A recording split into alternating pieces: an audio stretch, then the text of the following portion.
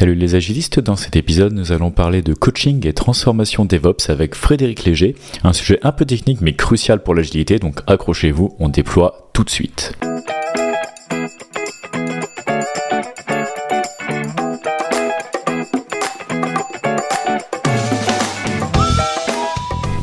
Bonjour à toutes et à tous et bienvenue dans Agiliste, le podcast francophone de l'agilité où tous les 15 jours on vous partage nos conversations et réflexions autour des méthodes, des techniques et des outils. Je suis Julien Terret et comme toujours accompagné de Pierre Ferré-Ferrand. Comment ça va Pierre ?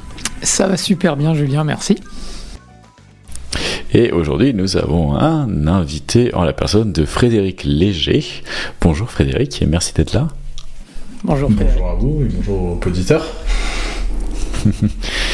Donc aujourd'hui avec Frédéric on va parler de DevOps et de transformation DevOps, coaching DevOps, sa place dans l'agilité. On va voir où ça nous mène tout ça, mais avant d'entrer dans le vif du sujet, Frédéric, est-ce que tu peux nous parler un petit peu de toi ? Qu'est-ce qui t'amène chez nous ? Quelle est ton œuvre ? C'est la question. Mon œuvre, je peux commencer par me présenter moi. Donc, je m'appelle Frédéric Léger, je suis ce qu'on appelle traditionnellement un administrateur système et réseau, et plus aujourd'hui on nomme ça d'un terme un peu plus moderne, Ops.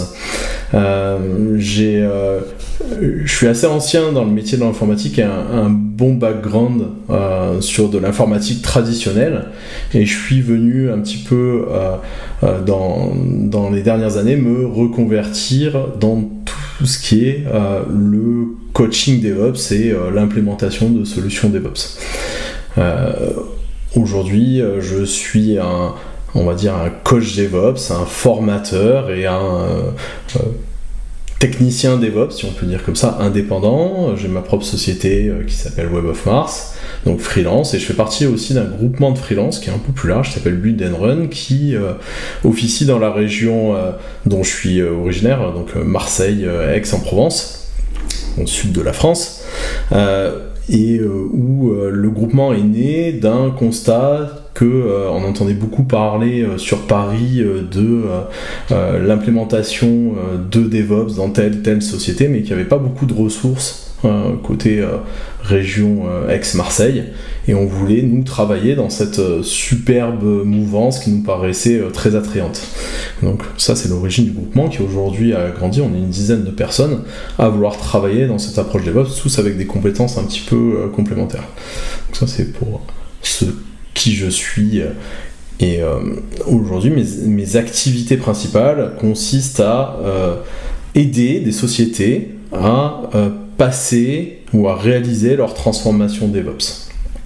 On pourra détailler par la suite ce que ça veut dire, mais grosso modo on va les amener à un niveau de maturité sur ce sujet-là, alors que potentiellement ils partent d'une façon de faire un peu ancienne où ils répercutent leur modèle hérité de l'informatique traditionnelle depuis sur une durée assez longue. Excellent, voilà. Excellent, c'est très clair. Du coup, j'imagine qu'on va pas y couper, on va devoir définir ce qu'est le DevOps. Alors, est-ce que le DevOps, c'est la personne qui s'occupe de déployer les serveurs ? J'entends ça à longueur de conférence, ça me rend fou. Là, aujourd'hui, c'est une question qui est complexe pour y répondre. Il y a plusieurs définitions du DevOps, et bien souvent, déjà, le plus simple, c'est d'évacuer ce que ce n'est pas. C'est pas une compétence, c'est pas DevOps égale pas administrateur système, très clairement. Ce sont deux choses différentes, même si aujourd'hui on voit que c'est passé dans le langage des recruteurs et on parle d'ingénieur DevOps, qui est presque une hérésie en fait. DevOps, c'est une culture avant tout. C'est un framework, mais c'est pas un poste, quoi. Il n'y a pas un ingénieur DevOps, c'est des ingénieurs qui travaillent dans le sens DevOps. Et qui potentiellement ont tous des métiers différents d'ailleurs.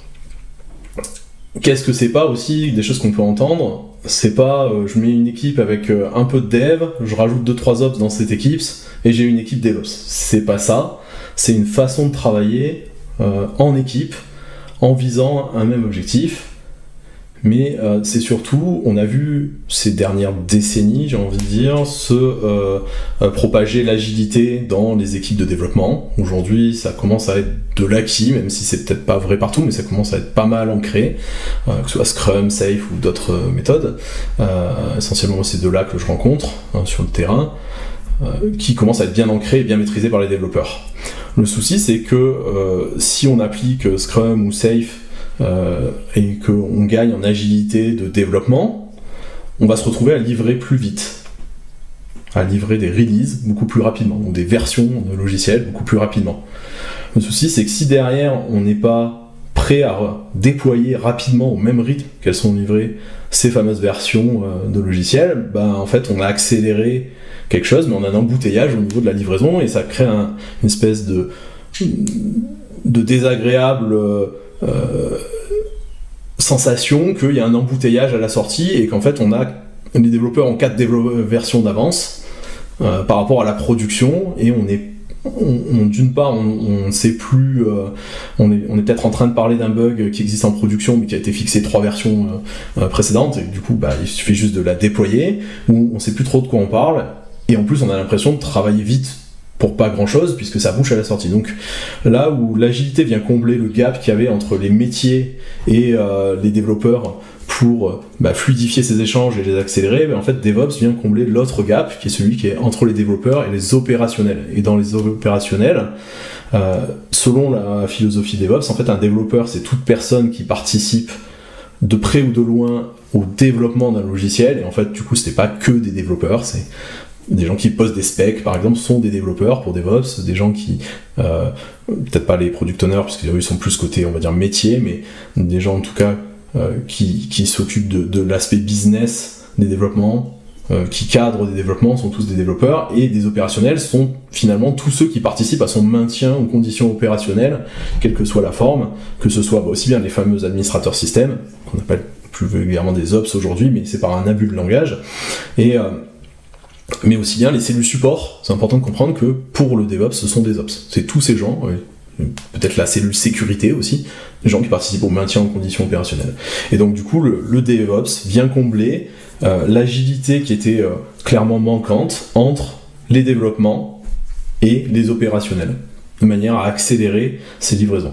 Et on va faire ça en fait par la mise en place de boucles de feedback qu'on va essayer de rapprocher le plus possible dans le temps. Donc boucle de feedback, ça veut dire quoi ? Ça veut dire j'ai une version, je l'envoie très très vite en production, de manière à recueillir des métriques, des retours sur cette version. Elle est mieux, elle est moins bien, elle a des défauts, on les prend, on les note, on les réinjecte dans le backlog des développeurs, et on recommence pour corriger une nouvelle version, et on essaye de cycler le plus vite possible, ce qui explique d'ailleurs le symbole du DevOps que certains ont dû apercevoir, qui est le symbole de l'infini, et qui s'appelle techniquement une route d'Hamming, c'est-à-dire mais on va répéter à l'infini ce cycle, correction, déploiement, feedback, et on retourne à correction. Ok, super. Alors du coup, je vais sauter dedans en premier, parce qu'évidemment, il y a ce que j'ai appris à l'école, et évidemment ce que j'ai découvert dans ma carrière professionnelle, donc sortie de l'école. Donc quand j'étais à l'école, en gros, le DevOps, on l'a couvert. Il n'y a pas vraiment de méthodologie à proprement parler. C'est comme tu le disais, c'est plus une approche ou une culture DevOps qu'autre chose. Et ça avait été synthétisé par un de nos professeurs en disant "You dealing with your own shit, pass de commit point." Donc en gros, tu t'occupes de ta merde après que tu aies commit le code. Et sous-entendu que justement avant, comme tu disais, il y avait la grosse scission avec les codes qui pondaient leur release, et du coup c'était au sysadmin de les mettre en production. L'idée du coup que je me fais du DevOps et que j'ai vu du coup en entreprise, c'est le fait que justement les ingénieurs sont responsables de la mise en production et justement du monitoring en production pour la prochaine release. Et donc du coup la question que j'ai pour toi, est-ce que depuis que le modèle DevOps, on va dire, s'est généralisé, est devenu un peu plus la culture, est-ce que tu sens que justement le rôle de sysadmin est plus pour devenir un de ces devs du coup que tu places à gauche à l'opposé des ops qui vont du coup récupérer la livraison? Est-ce que pour toi, du coup, le sysadmin a toujours une place du côté des devs, ou est-ce que justement le fait qu'il y ait de plus en plus de modèles de DevOps, ça a un peu, on va dire, réduit les postes qui s'ouvrent aujourd'hui en tant que sysadmin? Quel est ton point de vue là-dessus, on va dire, sur les 5-10 dernières années? Je Je pense pas que ça réduit le nombre de sysadmins à proprement parler. Peut-être par contre ça réoriente un petit peu leur mission. Aujourd'hui on a tendance à considérer, avec justement l'émergence de paradigmes comme le DevOps et d'autres aussi qui viennent un peu bousculer les lignes, on a en fait une plateforme très globale et très générique, et que les parties opérationnelles, ou la partie sysadmin plutôt, va être plus responsable d'un socle plateforme. Mais par contre, tout ce qui était des métiers des sysadmins qui étaient très applicatifs, on a ce phénomène très caractéristique qu'on appelle le shift left. Shift left, c'est-à-dire on déplace le curseur vers la gauche du mot DevOps, c'est-à-dire vers les devs. C'est-à-dire que tout ce qui est de l'ordre de la sécurité des applicatifs, tout ce qui est de l'ordre du monitoring des applicatifs, de l'infrastructure dans une certaine partie, de l'infrastructure spécifique à l'application, va être redonné aux devs, non pas pour se débarrasser d'une quantité de travail qui serait en trop, mais surtout parce que la meilleure personne pour dire ce dont elle a besoin et comment elle doit être paramétrée, c'est celui qui conçoit l'application. Ou la meilleure équipe pour répondre à cette question, c'est celui qui conçoit l'application. Ça évite des allers-retours qui servent pas à grand-chose, ça oblige les développeurs à apprendre de nouvelles compétences, ça fait changer le métier de développeur. Aujourd'hui, on entend beaucoup parler aussi du terme de full stack développeur et ce genre de choses où on demande d'être un peu multicasquette. Et c'est en partie à cause de ça, c'est-à-dire que l'infrastructure, ou du moins les notions nécessaires d'infrastructure, doivent être digérées par les équipes de développement aussi maintenant. Et selon la maturité des entreprises, on voit quand même beaucoup d'infrastructures qui est gérée par les développeurs, et de plus en plus de gestion des sysadmins de leur plateforme comme une plateforme globale à tout faire, à pouvoir recevoir tout ça. L'avantage que ça a pour les sysadmins, c'est que ça libère du temps qui était pas très intéressant et mal employé, à mon sens, pour faire des missions beaucoup plus intéressantes, mettre en place des briques de plateforme très intéressantes pour que les développeurs viennent les consommer. Typiquement, bâtir son propre cloud privé, public, pour pouvoir venir soutenir le travail des développeurs, avec leur proposer les services dont ils ont besoin, leur proposer des catalogues d'infrastructures un peu toutes prêtes, dire tu veux faire une application front web, chez nous on l'a fait comme ci comme ça, tu as un catalogue tout prêt et tu peux venir l'utiliser, faire une chose qu'on faisait pas bien avant, le monitoring, la partie capacity planning aussi, qui est quelque chose de très important quand on considère les plateformes globales aujourd'hui, et s'occuper de tous les process d'automatisation, parce que il y a quelque chose que j'ai passé un peu sous silence, on parlait de boucle de feedback rapide, mais il y a un gros travail aujourd'hui qui fait partie très clairement d'un poste de sysadmin, ou en tout cas d'opérationnel, c'est l'écriture de l'intégration continue, déploiement continu, dont on entend tout le temps parler, à tel point que souvent dans des CV ou chez des recruteurs, c'est un peu synonyme, quand on connaît une plateforme de CI/CD, c'est synonyme de DevOps, pas tout à fait, mais il y a cette écriture en français, usine logicielle qu'on doit écrire, qui nous permet de mettre en place des boucles rapides, c'est-à-dire qu'il y a toute une batterie de tests et d'actions qui doivent être chaînées à partir du moment où un développeur a poussé du code, qui lui permettent de ne pas s'occuper des étapes d'après. Il pousse du code et ça se débrouille. Et derrière, on a différents environnements, la pré-production, la production en environnement terminal, sur lequel on veut déployer. On veut que les choses aillent dans l'absolu. On aimerait que ça aille tout automatiquement jusqu'à la production. Après, il y a tout un cheminement en termes de maturité pour en arriver là, mais dans l'absolu, on veut que tout arrive tout seul en production, si ça satisfait les exigences des tests qu'on a définis avant. Mais évidemment, ça se fait pas du jour au lendemain.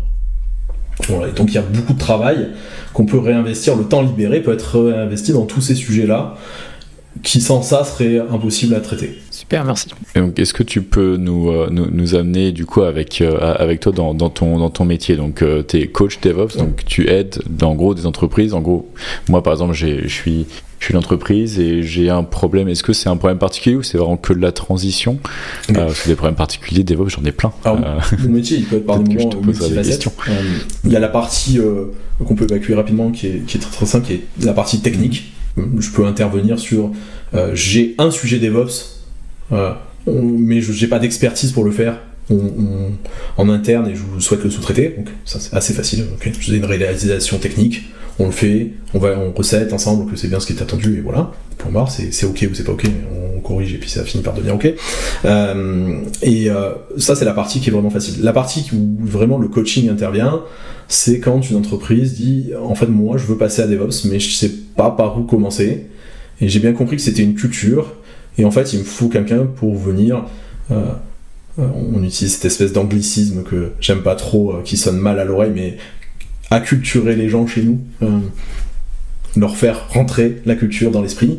Et ça arrive pas en 5 minutes, c'est souvent des travails un peu de longue haleine, qui sont un petit peu hybrides entre vraiment le coaching tel qu'on l'entend, comme un coach de sport, quoi, quelqu'un qui va venir et montrer un petit peu des bons exercices, des bons cas d'usage à faire, et la gestion du changement, comme on peut l'avoir dans des cabinets spécialisés dans la gestion du changement, les grandes réformes ou les migrations, les grosses migrations, ce genre de choses. Mais c'est un petit peu hybride entre les deux, c'est-à-dire qu'on va souvent leur montrer la voie et espérer qu'ils la suivent, et puis revenir la semaine d'après ou le mois d'après, dire alors du coup vous avez fait ce dont on a parlé la dernière fois quand on s'est vu, oui d'accord vous l'avez fait comme ça, alors j'aurais préféré peut-être une autre approche, ou c'est impeccable, c'est ce qu'il fallait faire, et on va comme ça faire grandir les gens tout en leur apportant de la valeur et surtout une sécurité dans le sens où ils vont s'éviter d'une part d'essuyer les plâtres qu'on essuie forcément quand on fait des choses seul et qu'on découvre les problématiques, parce qu'un petit peu d'expérience ça peut aider pour éviter 2-3 pièges sur le chemin, et puis on va aussi les réconforter dans le sens tu fais bien, t'es sur la bonne voie, vous êtes en tant qu'organisation sur la bonne voie. Ça c'est des missions qui arrivent régulièrement, et même des fois quand il n'y en a pas on se rend compte que en fait ça en est quand même.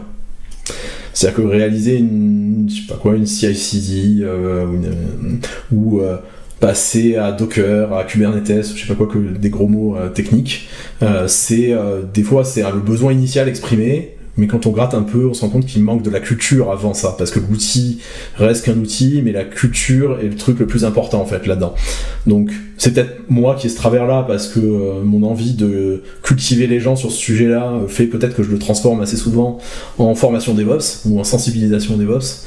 Mais assez souvent ça vire sur ce genre de sujet aussi, parce que j'ai l'impression qu'on tire parti de ces outils-là bien que si on a compris les concepts fondateurs qui sont DevOps dessous. Ouais, j'ai l'impression que généralement les changements de paradigme ils se font un peu comme ça, tu vois. Moi par exemple qui étais développeur, quand tu passais à Scala et que tu commençais à passer de l'impératif à la programmation fonctionnelle, et ben au début tu dis oh je vais juste changer ce bout de code là, puis en fait tu te rends compte que ça va pas, après tout le reste c'est un petit peu en dessous. Donc soit tu fais des trucs un peu crado autour aux boundaries, aux limites pour que ça marche, mais bon tu tires pas vraiment exactement parti, donc bon est-ce que ça vaut vraiment le coup, ou c'est pareil pour faire quand tu fais des stand-up ou des rétros, tu veux juste faire une rétro pour faire une rétro.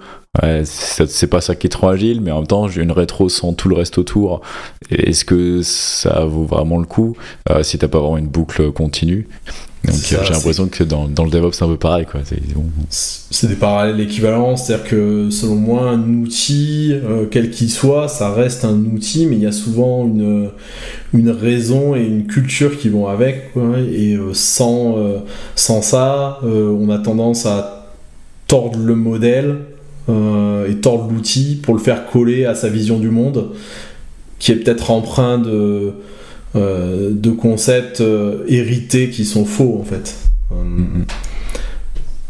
Il y a un proverbe chinois que j'ai en tête qui dit quand on a un marteau dans la main tout ressemble à un clou. C'est un peu ça. C'est-à-dire que quand on a appris un modèle on veut absolument que le monde se torde pour coller à notre modèle, mais des fois c'est un peu plus compliqué que ça. Faut ouvrir les yeux des gens pour qu'ils voient le monde autrement et embrassent le modèle. Ça fait suite avec la question que je voulais te poser, mais du coup, donc c'est un peu l'idée, c'est est-ce que la culture DevOps va de pair avec l'usage de méthodologies agiles ou de l'agilité en général, et surtout, par exemple, un cas qui me semble assez évident où la réponse est non, mais je sais pas si d'aventure tu l'as eu, c'est est-ce que ça t'est arrivé, par exemple, d'arriver dans une entreprise qui faisait du cycle en V et qui t'appelle pour dire, voilà, on aimerait développer la culture DevOps chez nous, quoi. Et est-ce que dans ces cas-là, et d'ailleurs, est-ce que ça t'est même déjà arrivé de refuser quand tu sentais que ça allait juste pas être possible parce que les gens arrivaient avec beaucoup trop de décalage entre ce qu'ils espéraient faire et quelle était la réalité de là où ils étaient. Et donc dans l'idée, par exemple, est-ce que tu te vois mettre en place ou réussir à mettre en place une culture DevOps sur une entreprise qui fait toujours du cycle en V, ou est-ce que tu penses qu'il y a des étapes préliminaires avant d'arriver justement à DevOps? Moi je le vois un peu plus comme, on va dire, la cerise sur le gâteau, et justement ça se construit par couche avant d'arriver là, mais est-ce que tu as le même point de vue ou peut-être pas du tout? Alors, je vais répondre à la deuxième question qui est la plus facile à répondre rapidement. La deuxième question, est-ce que ça m'est déjà arrivé de refuser des missions quand je sentais que ça allait être compliqué? La réponse c'est oui. Je me suis fixé une règle qui est d'accepter des missions de transformation à DevOps suite à différentes expériences qui n'ont pas fonctionné. J'ai fait des échecs sur certaines transformations DevOps et je me suis fixé la règle de dire je n'accepte une mission de transformation DevOps que si elle vient d'une forte volonté exprimée par à minima la direction ou à minima la DSI, j'ai envie de dire la direction informatique, et qu'il y a aussi un écho de volonté dans les équipes. Si c'est comme ça, c'est ok, et mon critère numéro 1, c'est de dire en fait moi je veux avoir accès à tout le monde. Parce qu'en fait, on se rend compte que même quand on commence à dérouler le fil, quand on touche au DevOps, on va parler un petit peu après, il y a aussi un lien avec le cloud computing et ce genre de choses. Aussi bien, on se retrouve à interagir avec les départements financiers où on va leur révolutionner leur facture d'infra à la fin du mois, puisque ça va plus être du linéaire forfaitaire tous les mois, et ça va être du variable. Et alors ça fait beaucoup peur aux équipes qui gèrent les finances d'une société, et donc on peut être amené par exemple à intervenir avec eux. Donc à minima je dois avoir un accès assez large dans la société. Il y a des missions types qu'il faut à mon sens refuser, c'est celles où on dit mais en fait tu viens, tu vas faire de la régie et tu vas donner l'exemple. En fait, ça, on sait que ça marche pas aujourd'hui. On sait que ça marche pas. Le coaching par l'exemple ou présenter, en fait, on parle ça de super champion DevOps, en fait, ça fonctionne pas parce que du coup, il se retrouve responsable de tout. Et si ça marche pas, c'est sa faute, et si ça réussit, c'est grâce aux autres. Donc, c'est juste pas tenable. Il faut que ce soit les gens. C'est vraiment proche des problématiques de conduite du changement. Il faut que ce soit les gens eux-mêmes qui décident de changer. Et du coup, on ne peut que montrer la voie, et c'est aux gens de la suivre. Et donc, celle où j'ai dit, où maintenant je dis non, c'est celle où je sens que ce pattern-là va pas être possible, parce qu'on attend trop du coach, et surtout on n'attend pas des missions qui sont de l'ordre du coach. Ok, cool. Et du coup, la première question, qui est un peu plus complexe, c'est est-ce qu'on peut faire du DevOps avec du cycle en V sans agilité? Alors je pense honnêtement que c'est possible, par contre je pense pas qu'on en tire tous les bénéfices. Ça reste possible. J'ai des cas très concrets en tête. J'ai travaillé avec des sociétés qui font du matériel par exemple, et là on est forcément sur du cycle en V parce qu'ils fabriquent du matériel. Enfin, ils fabriquent un couple matériel-software, plus exactement. Donc, les développements sont un peu calqués sur les cycles de release matériel, nécessairement. Ils peuvent faire des mises à jour de leur logiciel régulièrement, mais les gros challenges de dev, c'est quand on sort un nouveau matos, dans ce cas-là. Et donc là, ils font du cycle en V. Et malgré tout, on a pu implanter des bribes de DevOps. On peut imaginer des modèles sur lesquels ça peut fonctionner, en fait.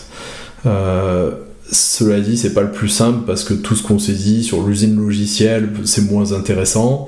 Les boucles de feedback, elles sont quand même très espacées. on essaye de mettre en place des choses qui nous permettent de nous rapprocher du modèle idéal, mais c'est un peu différent malgré tout. Donc c'est quand même mieux quand on couple à l'agilité. Ouais. Ok, cool. Merci. Et du coup, un enabler d'agilité que moi j'avais en tête finalement quand j'ai commencé à développer, avant même de penser DevOps, moi je pensais plus sous le prisme de l'agilité et je me suis rendu compte que le cloud computing c'était un super enabler d'agilité. Genre t'as besoin de serveurs, boum, t'as tes serveurs, tu veux plus tes serveurs, hop, tu veux faire un Elasticsearch, hop, tu veux changer de base de données, hop, tu fais ça.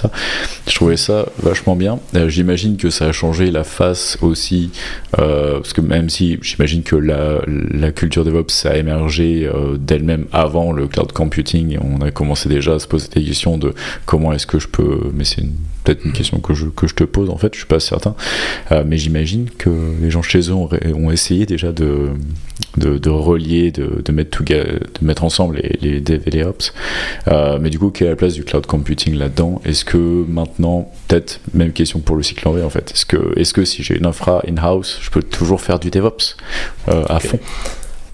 Il y a différentes choses dans la question.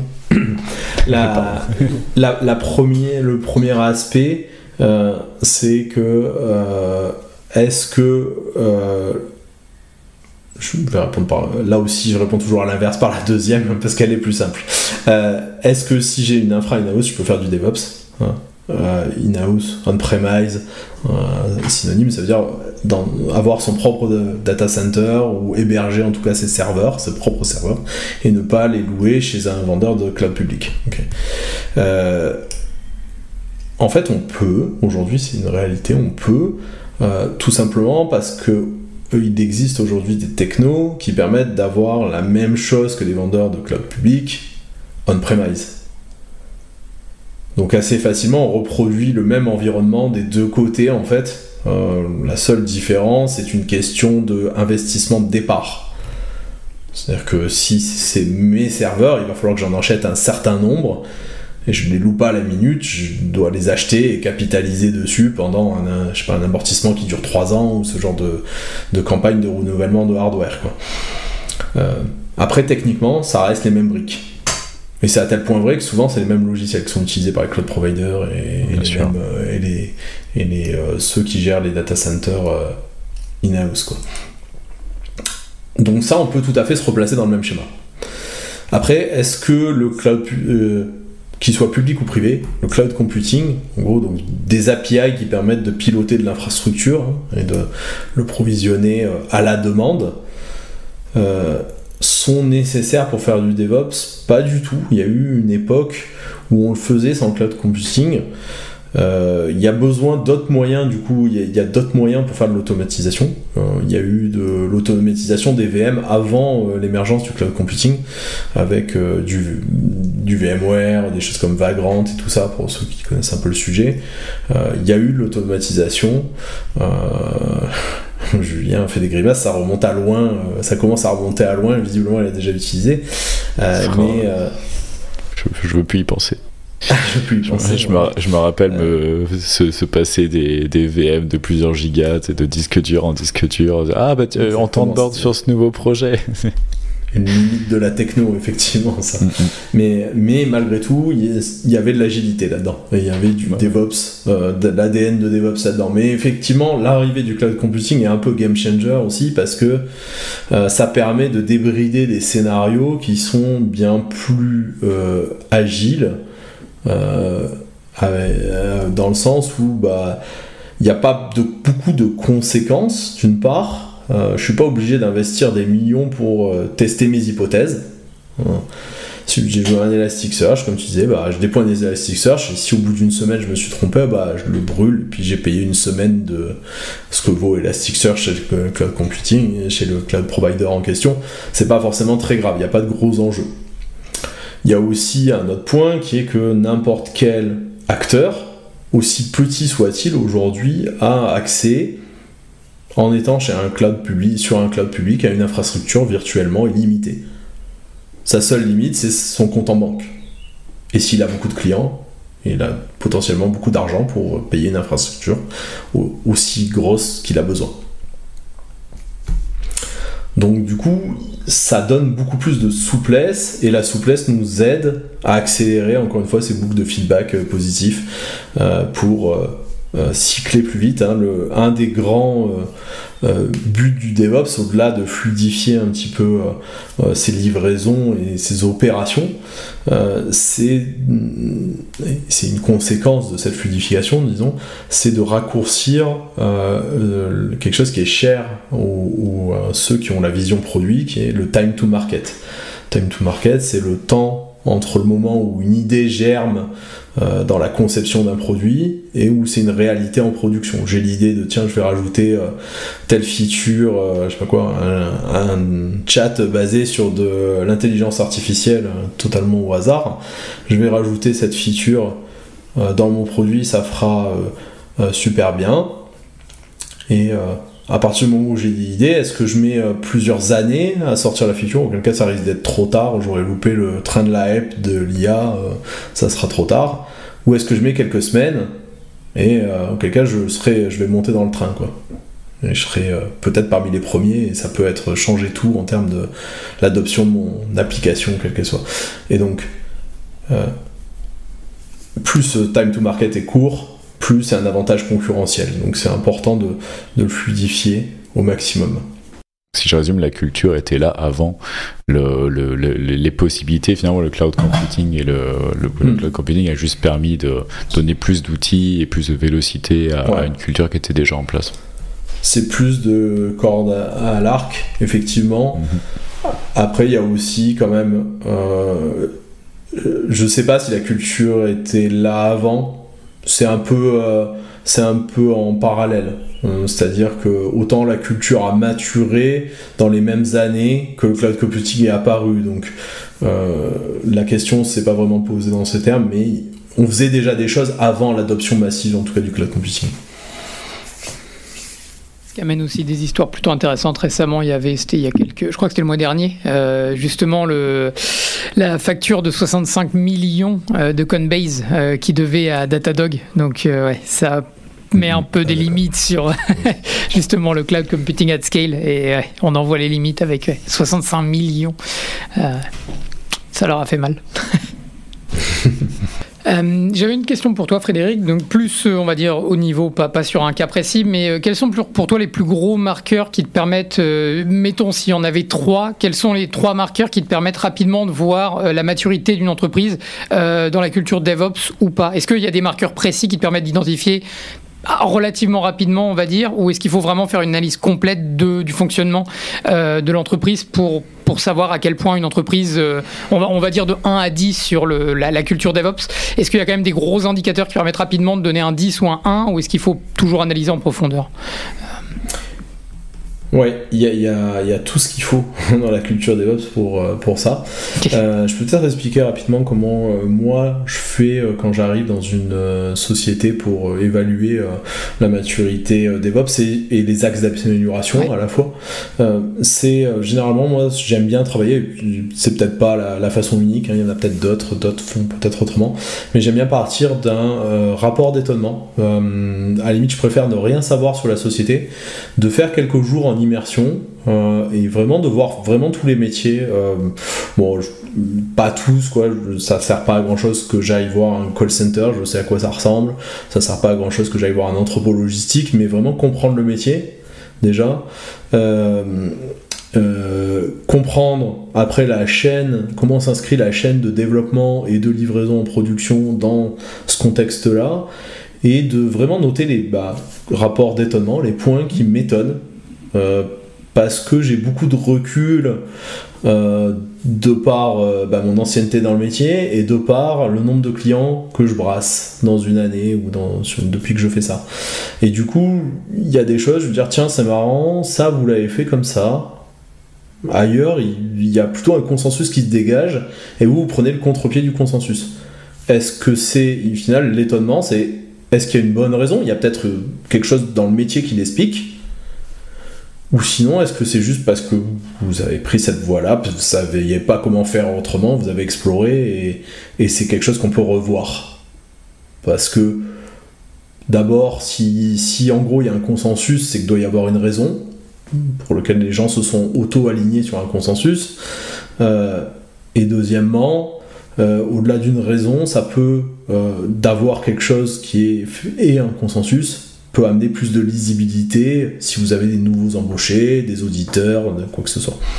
Donc, ça peut être une des réponses. Si on peut le changer et revenir au consensus, tant mieux. Et s'il y a une bonne raison, il faut au moins la documenter et le justifier, quoi.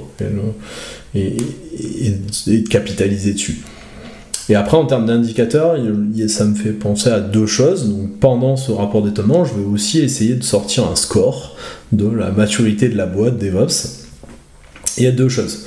Par rapport à la boîte, DevOps se base sur 5 piliers essentiels qui se résument par l'acronyme CALMS. Et c'est pour ça que des fois, on peut voir passer des petites photos avec marqué Keep Calm and Do DevOps. Parce que ce CALM, c'est un acronyme qui veut dire culture. Le premier pilier, c'est la culture DevOps, qui doit être partagée, tout le monde doit être aligné sur la même culture. Le A, c'est pour l'automatisation. On repose beaucoup sur l'automatisation dans la culture DevOps, c'est-à-dire que faire des tâches manuelles, non seulement quand elles sont répétitives, c'est valorisant pour personne, mais en plus il y a une source d'erreur. Donc on va préférer automatiser. Même si on se trompe en automatisant, on le corrigera, mais au moins la fois d'après, ça sera répétable. Le L, c'est pour Lean. On va minimiser les efforts possibles. Ça, c'est complètement commun avec l'agilité. Et ça va s'inscrire dans le prolongement. Minimiser les efforts à fournir, le bon effort au bon endroit au bon moment. Le M, c'est pour mesure ou monitoring. Il y a... En fait, comme on va livrer des versions très, très rapprochées, et idéalement livrées en continu, c'est-à-dire à n'importe quel moment de la journée, notre seule façon de réagir si jamais on présente un problème qu'on n'a pas détecté dans notre chaîne de test en amont, c'est le monitoring. La seule chose qui doit nous alerter, c'est le monitoring. Alors, ou dans le pire des cas, les clients, mais c'est un mauvais monitoring, quoi. C'est le pire des monitorings. Ce que j'allais dire, c'est les clients qui vous appellent pour dire ça marche pas. Donc, idéalement, on veut avoir une solide solution de monitoring pour nous alerter et nous donner la possibilité de revenir en arrière très rapidement parce qu'on en est aujourd'hui capable, plus facilement qu'avant. Et le dernier S, alors en français il est traduit par solidarité, j'aime pas trop la traduction, c'est sharing en anglais, c'est-à-dire que c'est le partage des succès, des échecs, mettre en avant les succès, expliquer les échecs et partager tout ça. C'est pas une personne qui a réussi, c'est l'équipe. Chacun a apporté sa pierre avec des profils différents. C'est exactement ce genre de solidarité là dont il est question, quoi. Donc ça c'est 5 critères sur lesquels on peut évaluer une entreprise de manière globale. C'est sur ces 5 piliers où on les place comment. Et après, à titre plus individuel, si on s'auto-évaluer sur le DevOps, il y a l'organisme officiel DevOps qui propose un test qui s'appelle le DASA test, qui est, je crois, une dizaine de critères sur lesquels on peut s'auto-évaluer. Ça forme un cercle au total, et on voit si notre cercle a une forme de cercle, c'est qu'on est bon dans tout. Après, ça a plus une tête de forme d'araignée, là je pense que vous voyez, c'est les radars graphes là. Ouais. Et on a forcément des points qu'on couvre mal. C'est pas grave, le but c'est pas d'avoir juste en tout, le but c'est que quand je mets ensemble les talents de mon équipe, les zones où je suis moins bon soient couvertes par d'autres, quoi. Et c'est que l'équipe en total fasse le cercle. Okay. Et pas juste une personne. Donc il y a un petit assessment DASA qui est disponible sur le site DevOps Institute, je crois, ou quelque chose comme ça, auquel on pourra retrouver le lien si besoin pour le mettre dans les notes de l'émission, mais qui permet de s'auto-évaluer sur le monde du DevOps, sachant que on n'a pas à être parfait sur tous les axes, quoi. Ok, super, merci. Ok, j'ai une dernière petite question pour conclure. Est-ce qu'on peut être trop DevOps ? Je m'explique. Quand j'ai eu ma première startup, on n'avait pas encore de clients et on avait déjà Kubernetes. C'est une vraie bonne question. Est-ce qu'on peut être trop DevOps ? J'ai le sentiment que oui, des fois. En prenant un petit peu de recul sur mon métier, des fois, maintenant, on a tendance à réfléchir, effectivement, partir sur Kubernetes tout de suite, mettre en place la CI/CD et machin. C'est beaucoup de temps au début d'un projet. Est-ce forcément nécessaire ? Je sais pas. D'un côté, quand c'est pris à la base, c'est souvent plus facile quand même que de devoir le faire sur de l'existant, quand l'existant est trop gros. Mais il y a peut-être un juste milieu entre les deux. C'est-à-dire que c'est peut-être très coûteux en temps, en construction et même je pourrais même élargir le truc. C'est des fois on se pose la question, tous ces trucs de CI/CD, est-ce bien écologique ? Je me pose la question vraiment. Pour faire quoi ? Si c'est pour faire mon site web, je finis de plus en plus par me poser la question, quoi. Est-ce que finalement un bon FTP à l'ancienne où je déposais mes fichiers HTML, est-ce que c'était pas suffisant ? Et est-ce que j'ai besoin de toute cette machinerie et de consommer autant d'électricité pour faire ça, quoi ? Donc je pense que la réponse peut être oui. Après, encore une fois, je suis pas sûr qu'il faut pas attendre trop tard, quoi. Oui, c'est vrai que généralement quand c'est trop tard, c'est trop tard. Hein. Finalement, le coût de mise en place, il explose assez rapidement. Complètement. Hein, c'est un bon point. Excellent. Je vous propose de conclure. Si on espère que l'émission vous aura plu, Frédéric, est-ce que tu peux nous dire du coup où est-ce qu'on peut te retrouver ? On mettra évidemment des liens dans les notes, mais c'est le moment de faire de la pub. Ouais, on peut me retrouver sur le site de ma boîte, webofmars.com déjà, sur Twitter, @webofmars, et puis mon profil LinkedIn, je laisserai le lien, c'est les 3 principaux endroits où j'interagis. Je rajoute juste, en physique, pour les gens qui sont du sud de la France, en physique, on peut me retrouver tous les mois dans le Meetup DevOps Aix-Marseille, que je co-anime avec certains collègues de Build & Run. Si vous êtes de la région marseillaise ou aixoise ou alors de passage dans la région, n'hésitez pas, c'est toujours un moment d'échange sympathique aussi.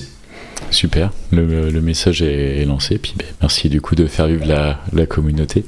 Toujours sympa d'avoir des meet-up, et s'il y a des meet-up, c'est qu'il y a des gens pour les organiser, donc merci beaucoup. Yes. Pierre, où est-ce qu'on te retrouve ? Du coup, toujours moi sur LinkedIn ou alors mon site pierre.ferret-ferrand.fr, et pour encore 7 semaines